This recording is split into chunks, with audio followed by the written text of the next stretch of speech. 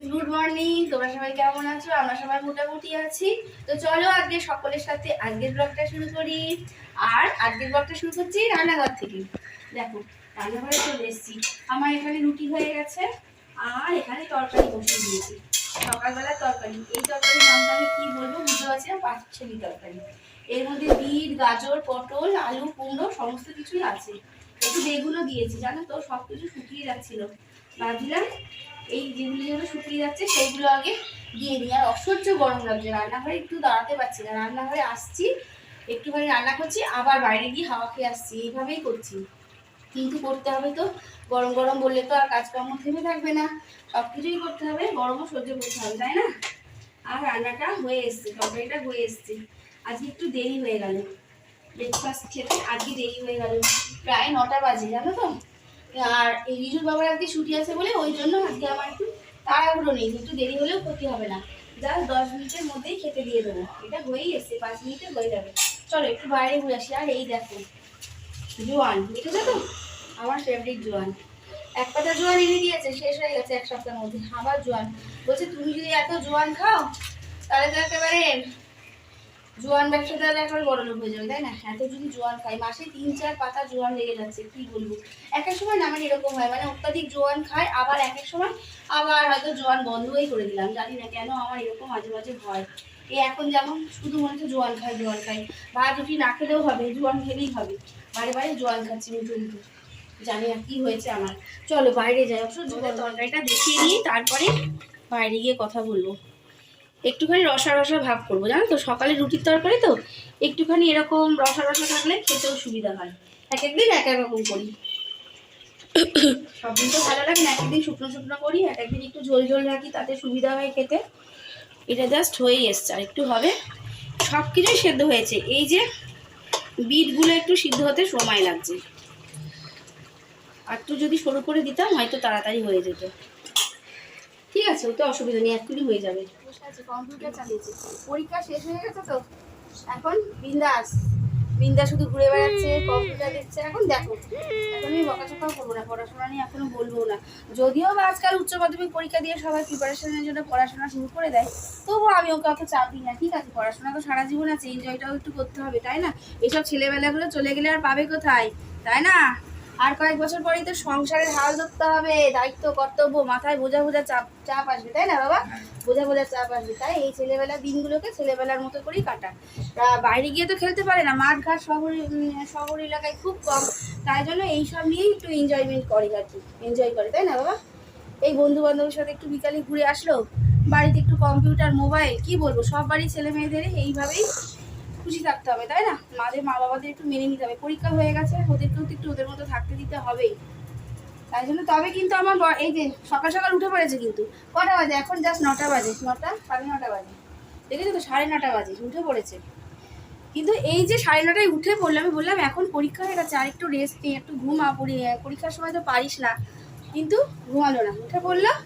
আর এই দুপুরবেলা একটুও ঘুমাবে না, একটুও দুপুরবেলা শোবে না, সেই রাত্রি 12:30 1টার সময় ঘুমাবে। কি বলবো, আমি একদম রাত জানতে পারি না, জানো তো, বললো না 11টা 11:30 বাজলেই নিদ্রা দিবি আমার চোখে চলে আসে।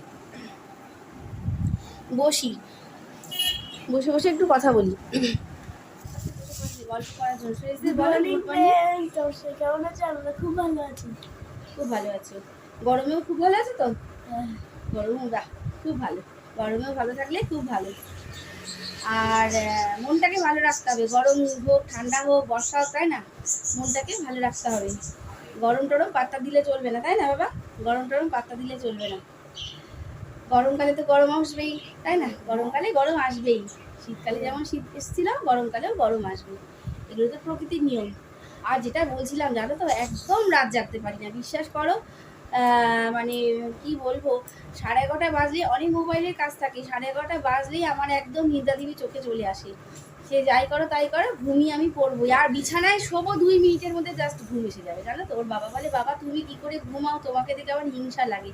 আমি বলছি তাই? তাহলে আমি যদি এটা তোমাকে দিতে পারতাম তো শেয়ার করতে পারতাম, কিন্তু এটা তো আমি দিতে পারবো না। এই সব বলে আমরা হাসাহাসি করি, জানো তো। আর দুপুরবেলা তো আমাকে একটু শুতে হবেই। রিজুকে যখন স্কুল থেকে নিয়ে আসি 4টে বাজে, তারপরে ঘুম তো আসে না, ঘুম হয় না তখন জাস্ট একটু শুয়ে গড়াগড়ি, না হলে না পারি না, কারণ 4:30 পৌনে 5টায় উঠে পড়ি, বড্ড ক্লান্ত লাগে শরীর। তাই জন্য তখন তো আর ঘুম হয় না, মানে একটু শোয়া হয়, রেস্ট না নিলে পারবো না। এই জন্য না দেখো যখন বেড়াতে যাই, বিশেষ করে ট্রেনে করে যখন বেড়াতে যাই, ট্রেনের মধ্যে একদম ঘুমাতে পারি না, জানো তো কেন বলো তো? আমার বড় ছেলে কিন্তু মোবাইল দিকে কাটিয়ে দেয়, ছোট ছেলে কিন্তু ঘুমায়। আর আমি আর ওর বাবা কি করি জানো তো? ওর বাবাকে বলি তুমি রেস্ট নাও, ওর বাবারও ঘুম হয় না, কিন্তু আমি একদম চোখের পাতা এক করতে পারি না। আমার শুধু টেনশন হয়, কেন বলো তো?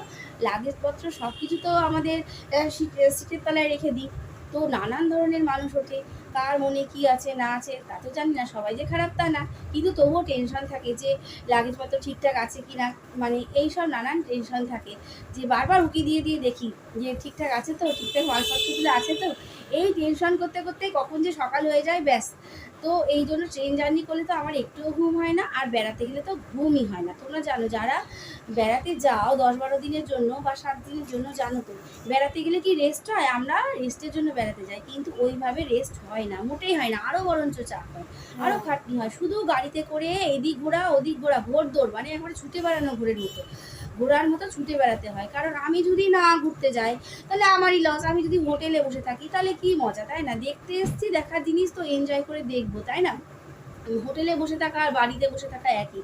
তাই জন্য যতই কষ্ট হোক না কেন, একদম ভোরবেলায় উঠে সেজে গুজে রেডি হয়ে নিয়ে ফ্রেশ হয়ে নিয়ে একেবারে হোটলাবালি গুজিয়ে একদম ট্যুরে বেরিয়ে পড়ি। আবার রাত্রিবেলা বা বিকেলবেলা যখন ওরা আমাদের ছেড়ে দেয়, তারপরে আবার রাত্রেবেলায় এসে খাওয়া দাওয়া করে আবার হোটেলে রেস্ট, ব্যাস ওইটুকুই রেস্ট, তাই না? আবার পরের দিন আবার বেড়ানো, আবার ঘোরা। তাই জন্য একদম সত্যি কথা রেস্ট হয় না, ওই রাত্রিটুকুই যেটুকু রেস্ট হয়। আবার অনেকে জায়গা পরিবর্তনে হলে মানে হোটেলে থাকলেও ঘুম আসে না, কিন্তু আমার সেই প্রবলেমটা হয় না, রিজুর বাবার কিছু ক্ষেত্রে হয়, তো আমার যেহেতু ওইটা হয় না, অসুবিধা হয় না, আমার রাত্রিটা রেস্ট নিলে হয়ে যায় মোটামুটি। আর বাড়িতে তোর হোটেলে ঘুম হয় ঠিকঠাক? না, ওরও হোটেলে ঘুম ঠিক হয় না, তাহলে তুই কি করে বেড়াতে যাবি? বাড়িতে হলেই না বাবা, আমার হোটেলে বলো যেখানে বলো, আমার সেই প্রবলেম নেই, আমি যেখানেই পারি সেখানেই, মানে ঘুম এসে গেলে আমার কোনো ব্যাপার নেই, কারেন্ট আছে নেই অতটা অসুবিধা হয় না, যদি ঘুমিয়ে পড়ি আমার কোনো অসুবিধা হয় না। কারেন্ট চলে গেলেও বুঝতে পারি না যে এমনই ঘুমের অবস্থা আমার, জানো। কিন্তু ঘুম যতক্ষণ না আসে ততক্ষণ তো কারেন্ট না থাকলে ঘুমাতে পারবো না, কিন্তু ঘুমিয়ে যাওয়ার পরে যদি কারেন্ট চলে যায় আমার কোনো অসুবিধা হয় না।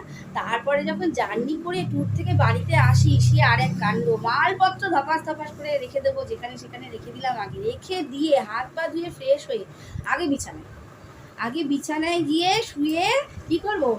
ঘুম, তাই তো 2-3 ঘন্টা আগে ঘুম, এমনি রেস্ট না, ঘুমাতে হবে, পুরোপুরি ফুলি ঘুমাবো, 2-3 ঘন্টা খাওয়া দাওয়া ভুলে যাবো। আমার সেদিনকে না খেতে দিলেও চলবে বাবা, আগে না ঘুমাতে দিলে আমি মরে যাবো, আমার সেদিনকে খেতে দিও না, কোনো অসুবিধা নেই, জল খেয়েও কাটিয়ে দেবো, কিন্তু ঘুমাতে না দিলে আমি সেই মুহূর্তে বোধহয় মরেই যাবো মনে হয়। মানে প্রথম কথা, ট্রেনে ঘুম তো হয় না, ট্রেনে ওই টেনশনের জন্য আমার ঘুমাতে পারি না। আর তারপর বাড়ি এসে ওই 2-3 ঘন্টা একটু ঘুমাবো, তারপরে শরীরটা আমার ফ্রেশ হবে, ঝরঝরে হবে। তারপরে আর সেদিনকে খাওয়ার তো চাপ থাকে না, হয়তো হোম ডেলিভারি, আর না হলে সিদ্ধ ভাত যাই হোক একটা করে নিই, এইভাবেই ট্যুরে যাই আমরা। তো কিন্তু জানো তো ট্যুরটা আমাদের না ঠিক সহ্য হয় না, বিশেষ করে রিজু সহ্য হয় না, রিজু বেড়াতে গেলেই না একটু অসুস্থ হয়ে পড়ে, জানি না, ছোটোবেলা থেকে ওকে যখন নিয়ে যায় একটু প্রবলেম ফেস করতে হয়, সেই জন্য ঠাকুর আসছে, দেখো তুমি করো, কালী ঠাকুর আসছে, হচ্ছে তো ঢাকের আওয়াজ, বাড়ির সামনে দিয়ে এরকম ঠাকুর যায়, তোমাদেরকে দেখাতে পারলাম না, দেখাবো। আর এই যে রিজু তো জানি সহ্য হয় না একদম, যে ছোটবেলা থেকে প্রবলেম গেলে পরে নানান সমস্যা হয়, জ্বর এসে যায়, তার কি বলবো, কিন্তু তবুও বাড়ি থেকে আমার বড় ছেলের এতটা প্রবলেম হয় না ছোটোবেলা থেকে, কিন্তু আমার ছোটো ছেলেকে নিয়ে একটু প্রবলেম হয় কোথাও গেলে বিশেষ করে, কিন্তু একঘেয়ে তো ভালোও লাগে না বলে, একটু চেঞ্জের জন্য তো যেতেও লাগে, তাই না, মন ভালো করার জন্য, ওই আর কি, তখন একটুখানি ঘুরে আসি, কিন্তু যখন ওর শরীর খারাপ হয় না তখন মানে ভাবি কি ভগবান আর বেড়াতে আসবো না, এই বোধহয় জীবনের শেষ বেড়া। আবার যখন কটা দিন বাড়িতে এসে সুস্থ হয়ে যায়, স্থির হয়ে যায়, আবার অনেকটা দিন বা অনেকগুলো মাস কাটিয়ে ফেলি, তখন আবার একঘেয়েমি হয়ে যায় সংসারে কাজে চাপ, তখন আমি শিখতে যদি ঘুরে আসতে পারতাম ভালো হতো। এইগুলো ভেবে ভেবে আবার বেরিয়ে পড়ি, ব্যাস আবার জেগেছি, আবার গিয়ে শরীর খারাপ, এই চলতে থাকে মানুষের, তাই না? ভালো যখন সময় আসে তখন আমরা শরীর খারাপের দিনগুলো, খারাপ দিনগুলো ভুলে যাই, তাই না? আবার ভালো দিনগুলো সময় কাটাতে থাকি, তাই হয় সবার ক্ষেত্রে, তাই না? আমার ক্ষেত্রে তো হয়, আমি ভুলে যাই, আবার খারাপ দিনগুলো ভুলে গিয়ে আবার ভালো দিকে এগিয়ে যাই। বড় ছেলে ডাকছি, কেন রে বাবা? আসছি, দাঁড়াও আসছি, একটু শুনে আসি বড় ছেলে কেন ডাকছে আবার। কিন্তু বাবা সকালবেলায় আমাকে একটা সার্টিফিকেট দিল, কিসের জানো? তরকারি রান্নার। বলছে দোকানের মতো খোসা শুধু আলু দিয়ে দিয়েছে বলেই মনে হয় আজকে তরকারিটা এত স্বাদ হয়েছে। স্বাদ হয়েছে তরকারি? কি গো, ভালো হয়েছে? একটু ভালো করে জোরে হ্যাঁ বলো। ওই দেখো, বলছি তো হয়েছে। আর আমাকে কি বলছে জানো তো, আমি যেহেতু ভিডিও করছি তাইও শুনতে পেয়েছে যে বেড়াতে যাওয়ার কথা বলছি। বলছে কি আমাকে একটা অফার দিয়েছে, বলছে কি বেড়াতে যাবে, চলো এত গরম যখন লাগছে তোমাকে একটু ঠান্ডা ঠান্ডা কুলকুল হাওয়া খাইয়ে নিয়ে আসি, শরীরটাকে ঠান্ডা করিয়ে নিয়ে আসি, মাথাটা একটু ঠান্ডা করিয়ে নিয়ে আসি। এই শুনেই রিজু কি লাফাচ্ছে, শোনো রিজু চলো চলো, বা তো অফার দিচ্ছে, বলে না তো ওরা, বা তো অফার দিচ্ছে বাবা। আর বেড়াতে যাওয়ার কথা শুনলে একেবারে দুই পা একেবারে বার করে থাকি, জানো তো? বিশেষ করে আমার খুব, আমাদের ফ্যামিলিতে আমার ছেলেদের বেড়াতে যেতে খুব ভালো লাগে, যতই কষ্ট হোক না কেন। আর এত সুন্দর অফার দিচ্ছে, হাতছাড়া করা যায়? আমি তো একবারে নিচেই উঠেছি, হ্যাঁ যতই কষ্ট হোক, চলো চলো চলো। টিকিট কেটেছো? বলছে যে না না।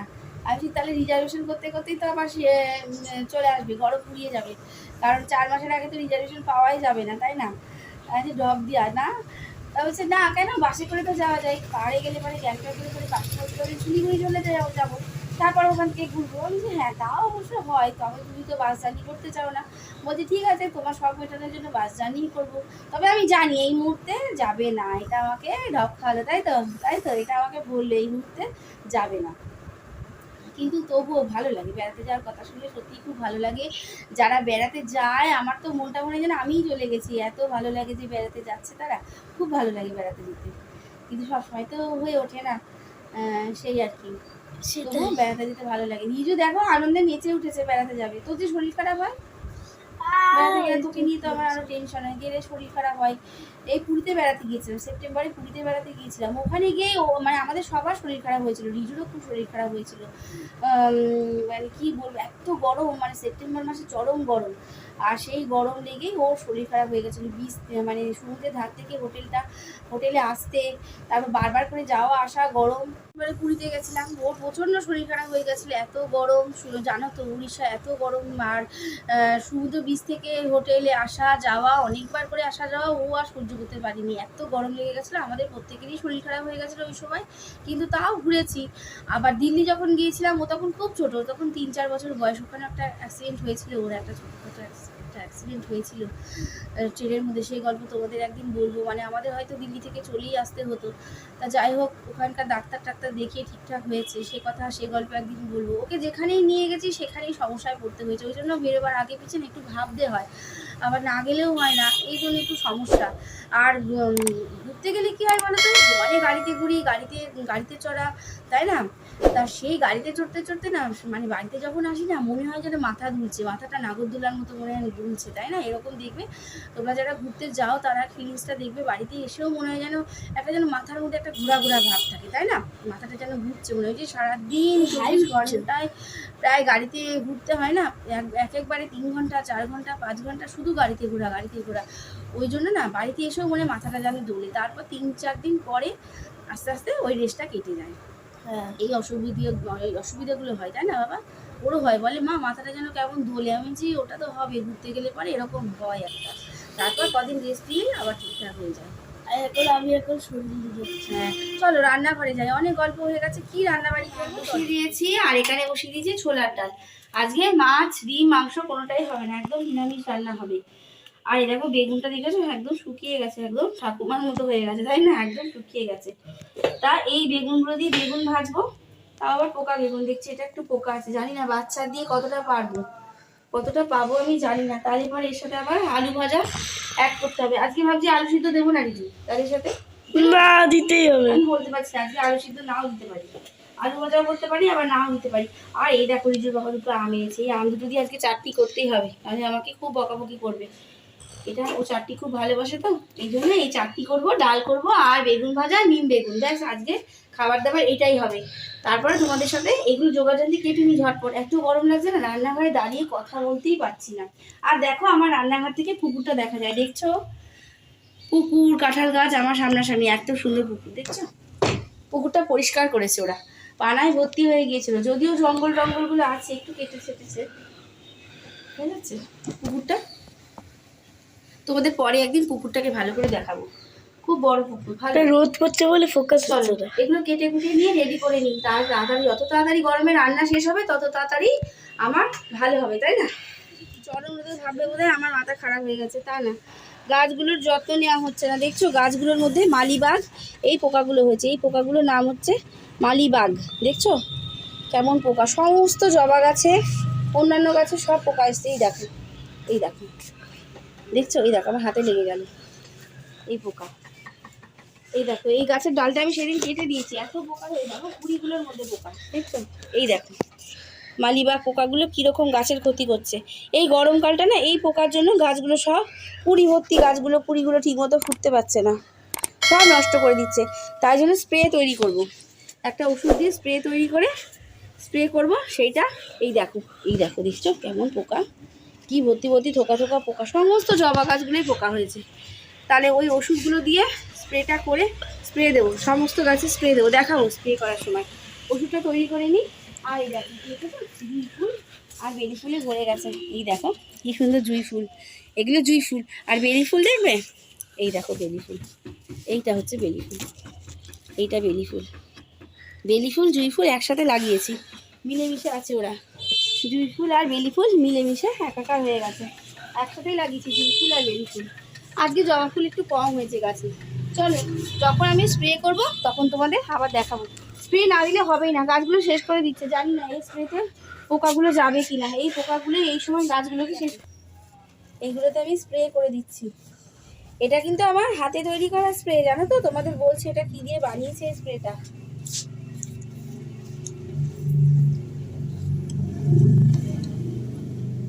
এটা হাতে লাগলেও অসুবিধা হবে না, এতটা বিষাক্ত না, নাক মুখ ঢাকার কোনো দরকার নেই, হাতেও লাগলেও কোনো অসুবিধা হবে না, সাবান দিয়ে ধুয়ে ফেললেই হয়ে যাবে। কি হারে হয়েছে দেখেছো, যেগুলো হয়নি সেগুলো তো দিয়ে দিই। আর এই রোদেই দিতে হয় এই স্প্রেটা, যখন কড়া রোদ হবে কাজটা তত ভালো করবে, জানো তো কেন বলছি, এই যে ম্যালিবাগ এই যে পোকাগুলোর সাথে না এই পিঁপড়ের একটা সম্পর্ক থাকে, এই গাছগুলোর মধ্যে না সমানে পিঁপড়ে ঘোরাঘুরি করছে, এই পিঁপড়েগুলো মনে হয় এই ম্যালিবাগের মধ্যে এক ধরনের মধুর মতো এক ধরনের রস থাকে, সেই রসটা না পিঁপড়েগুলো খায়, জানো তো, এই জন্য এর আশেপাশে পিঁপড়ে ঘুরঘুর ঘুরঘুর করে মধুর লোভে। আর এইটা কি দিয়ে তৈরি করেছি জানো, এই স্প্রেটা আমার হাতে তৈরি, বাড়ির সমস্ত জিনিস দিয়ে তৈরি, ঘরোয়া পদ্ধতিতে তৈরি, পেঁয়াজ রসুন একসাথে থেতো করে রসটা চিপে নিয়েছি ন্যাকড়ায় করে, আর ছাঁকনিতেও ছাঁকা যায়, আমি ন্যাকড়ায় ছেঁকে নিয়েছি, আর তার সঙ্গে সার্ফ আর শ্যাম্পু অ্যাড করেছি, আর নুন দিয়েছি, দিয়ে ব্যাস জলে গুলিয়েছি, আর এরও একটা স্প্রে ছিল, সেই স্প্রেটা দিয়ে এইভাবে স্প্রে করছি। কিন্তু তোমরা যখনই করবে না একটু কড়া রোদ দেখে করবে, রোদে এই কাজটা ভালো হয়, বুঝতে, সেই জন্য কোনো ক্ষতি নেই, নাক মুখ ঢাকারও দরকার নেই, হাতে লাগলেও কোনো ক্ষতি হবে না।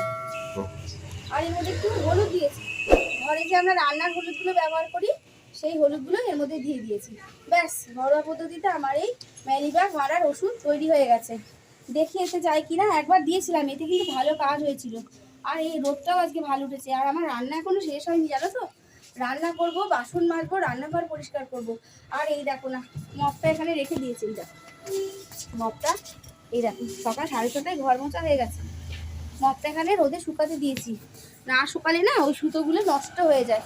6:30টায় ঘর মুছে বিছানা ঝাড় দেওয়া, ঘর মোছা ঝাড় দেওয়া সমস্ত কাজ হয়ে গেছে, কিন্তু রান্নাটা এখনো চলছে, রান্না হয়ে এসছে, এবারে রান্নাঘর পরিষ্কার করে কি করব, বাসন টাসন মাজতে হবে, তারপরে স্নান খাওয়া পুজো এইসব তো আছে। চল রোদে আর দাঁড়াতে পারছি না, চাট খেতে যাবে, আমার মাথাও গরম হয়ে যাবে। চাটনি হচ্ছে, দেখেছো চাটনি হচ্ছে, আর নিম পাতাটা হলে হয়ে যাবে। আর সেই ফাঁকে আমি বাসনগুলো মেজে দিলাম, আর থাকলো কি রান্নাঘর পরিষ্কার করা, তারপরে একটু পাখার তলায় গিয়ে খাওয়া খেয়ে মাথাটা একটু ঠান্ডা করবো, মাথাটা খুব গরম হয়ে গেছে, স্প্রে করে আসলাম গাছগুলোর। কারণ কি বলতো, কড়া রোদে দিতে হবে। এখন 10টা 15 বাজে, তাহলে যতটা ভালো রোদ পাবে, যতটা সময় ধরে রোদ পাবে, ততটাই কাজ দেবে। সেই জন্য ডাল ফুটছিল, সেই অবস্থায় গিয়ে গাছের স্প্রেটা করে আসলাম। আর এই চাটনিটা নামাবো, দিয়ে নিম বেগুনটা করবো। আর বলছিলাম না, বেড়াতে গেলে যে মাথাটা বনবন করে সারাদিন গাড়িতে ঘোরার পরে, আমার মনে হয় তোমরা যারা টুরে যাও তাদের মনে হয় এই অভিজ্ঞতাটা অবশ্যই আছে, তাই না? যে বাড়িতে আসার পরেই মাথাটা বনবন করে কটা দিন মানে মাথা তোলে, তাই না? আর এসে মনে হয় পোটলা মাটিটা রেখে কখন বিছানায় শোবো, হাত পাটা ধুয়ে ফ্রেশ হয়ে, তাই না? খাওয়া দাওয়া করে থাক। আমার ক্ষেত্রে বাবা তাই হয়, যে সেদিন খাবো না বাবা, যা খাওয়া হবে তাই হোক, কিন্তু আগে আমি শুয়ে রেস্ট নিই। 2-4 ঘন্টা তো রেস্ট দিতেই হবে, ঘুমিয়ে। তাও আবার ঘুমিয়ে, তারপরে শরীরটা ঝরঝরা হবে, তারপরে আবার ফ্রেশ হয়ে কাজবাজ শুরু করবো। আমার মনে হয় সবারই এরকম হয়, মানে না খেলেও চলবে, না ঘুমাতে দিলে আমি মরে যাবো, সত্যি জাস্ট মরে যাবো। আর কি, এটা নামিয়ে ফেলি ছটফট, একটু শুকিয়ে যাবে। ডাল করে রেখেছি, ডালটা করেছি কারণ রুটি দিয়ে খাবো। কিন্তু মাথায় যে কি হয়েছে জানি না, মাথায় মনে ভূত ধরেছে। একটু টেনশনে আছি, পরে বলবো কিসের টেনশনে আছি, এখন বলছি না তোমাদেরকে। তা আমি তো ভাত একবারই খাই, মানে আমরা ভাত একবারই খাই, চাল বেশি নিয়ে নিয়েছি। ভাত ছড়া থেকেই বুঝতে পেরেছি যে চাল তো বেশি নিয়ে নিয়েছি মনে হচ্ছে। তা কি করবো, এখন গরমকাল, ঠিক আছে পান্তা ভাত করে রাখবো, যে কজনে হবে রাত্রে পান্তা ভাত খাবে। আর যদি অল্প স্বল্প হয় তাহলে পরে একটু রুটি করে দেবো। আর বাটি চচ্চড়ি করবো, ডাল আছে, এই দিয়ে হয়ে যাবে। কারণ রুটি খাই, ভাত বেশি হয়ে গেছে, ফেলা তো যাবে না। আর আমি তো জানো সহজে অত কিছু খেলি না, তাহলে যে পান্তা ভাত খাই খাবে, আর রুটি যে খাই খাবে, সেইভাবেই হয়ে যাবে। কিছু করার নেই আজকে, তাই না? ওটাই করতে হবে। মাথায় অন্যান্য চিন্তা ভাবনা ঘুরছে, অনেক টেনশনে আছে একটু। আর এরকম বেগুন ভাজা আর হচ্ছে নিম বেগুন, প্রচণ্ড গরম, এটা জাস্ট নামালাম। নিম বেগুন আর চাটনি, এই দিয়ে দুপুরে খাবার দাবার হয়ে যাবে। আর আজকে ভিডিওটা আর বড় করছি না, তোমরা সবাই ভালো থেকো, সুস্থ থেকো, আর টাটা। আবার দেখা হবে তোমাদের সাথে একটা নতুন ব্লগে, ঠিক আছে? টাটা। ভিডিওটা ভালো লেগে থাকে লাইক অ্যান্ড সাবস্ক্রাইব করে পাশে থাকা বেল আইকনটা টিপতে ভুলবে না কিন্তু। Tata tata.